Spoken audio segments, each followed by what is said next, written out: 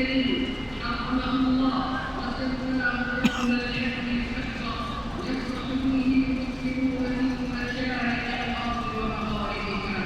إنه يوم أهل وشرب وذكر لله عز وجل، فحجاج بيت الله يفرحون بإكمال نطقه وقضاء دابته ومن المحامد الله عليهم.